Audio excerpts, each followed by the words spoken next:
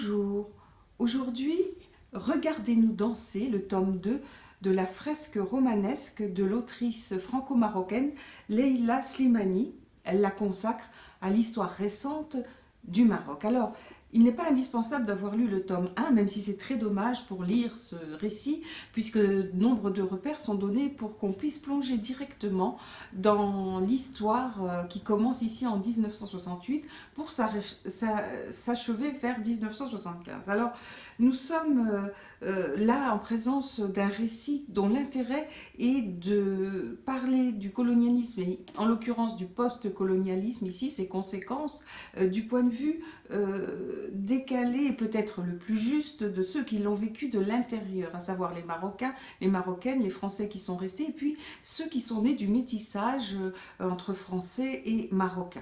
Et ce point de vue est très intéressant parce qu'il montre ses conséquences dans la constitution d'une bourgeoisie marocaine qui se développe et qui adopte les comportements finalement des anciens colonisateurs en s'appropriant les richesses et le pouvoir et laissant les plus miséreux dans leur situation de démunis, en l'occurrence les paysans et les paysannes qui constituent bien sûr la main-d'œuvre qui permet le développement du pays, puisque nous sommes aussi sous le règne de Hassan II qui amène ce pays à un certain développement, notamment avec une réforme agraire, mais qui assoit aussi son pouvoir avec une police secrète, de la torture, sachant qu'il luttait ainsi contre le communisme, mais aussi contre des attentats, des complots fomentés par des militaires.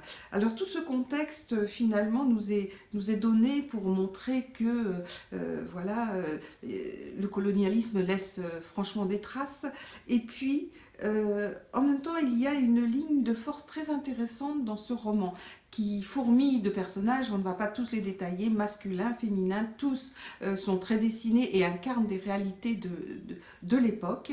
Et le féminin ici fait l'objet d'un engagement particulier dans l'écriture. C'est une performance. Écrire une fresque romanesque est une performance réussie ici. Mais s'y ajoute un engagement particulier, un souffle particulier, quand il est question des femmes, avec un personnage central, Aïcha, qui parvient à s'émanciper pour devenir médecin, gynécologue. On ressent le poids de la culture ancestrale de cette enfant, de cette femme qui est née d'un métissage, et elle parvient à s'émanciper. Et il y a d'autres pages très belles qui sont des plaidoyers pour les femmes, par exemple celles qui font de la prostitution, les bonnes qui étaient utilisées et méprisées par la nouvelle bourgeoisie marocaine. Voilà, pour preuve en est que les modèles ont été largement reproduits. Voilà, c'est vraiment un livre très intéressant, passionnant, très documenté, nourri de témoignages que l'autrice est allée recueillir. Et puis c'est aussi un ouvrage sous ce récit aux allures distanciées qui est finalement très engagé.